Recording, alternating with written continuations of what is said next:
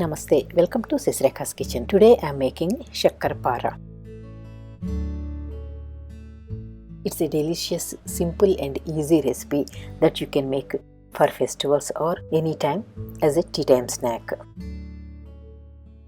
To make Sakkar Para, in a bowl take 1/4 cup of jaggery, 1/4 cup of ghee and 1/4 cup of water.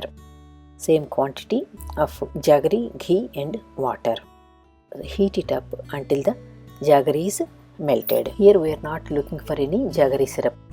Heating it just to melt the jaggery. In a bowl take 2 cups of wheat flour. To this wheat flour add 1/4 teaspoon of baking powder. It's not baking soda, it is baking powder, and a pinch of salt. Sorry, the clip is mixing, but you add a pinch of salt. Also add half a teaspoon of freshly ground cardamom powder. Mix them with your hand. Now add the jaggery mixture to the wheat flour and make a dough. Here you can make the dough in 2 different ways. Adding enough wheat flour to this jaggery, ghee, water and making a dough is one way.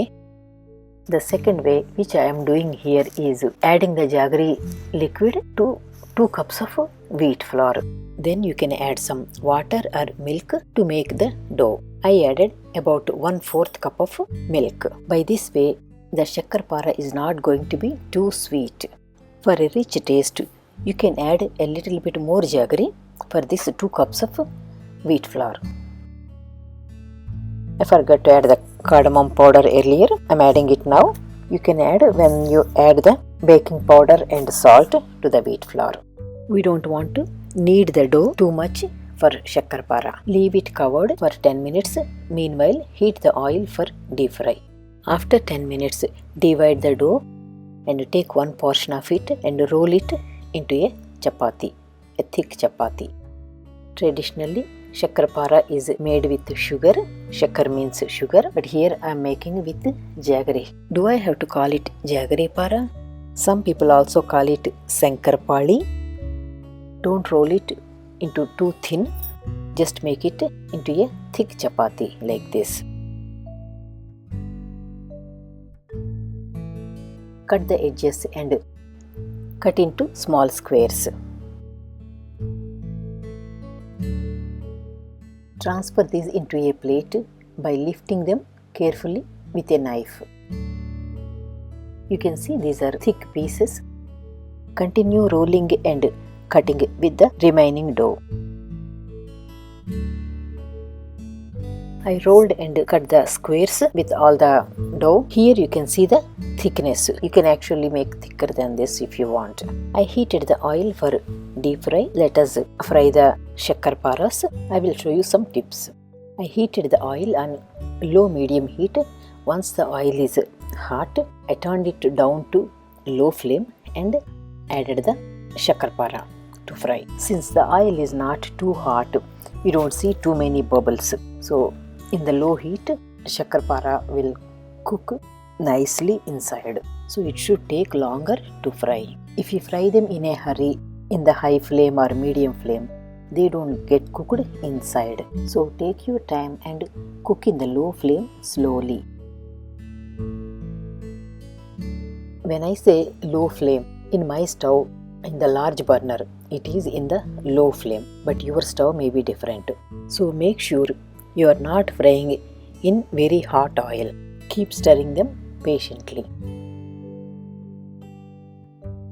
You can see slowly they are changing color, but we have to fry until they turn golden brown. The frying time is going to be little longer, but that is how they get fried inside. When you make gulab jamun or jalebi, if you have any leftover jaggery syrup or sugar syrup, you can make Sakkar Para with that syrup.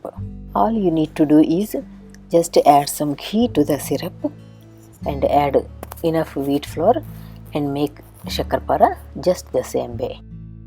I think they almost turned golden brown. I'm going to remove them from oil and taking them into a paper napkin because they are going to get a little bit darker after consuming the heat inside. I will show you after some time they will turn little darker.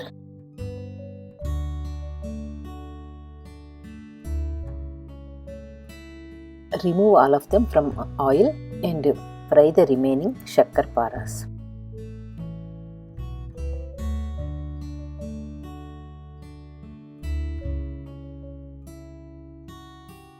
You can see they are darker in color now and they are fried nicely inside and they are crispy.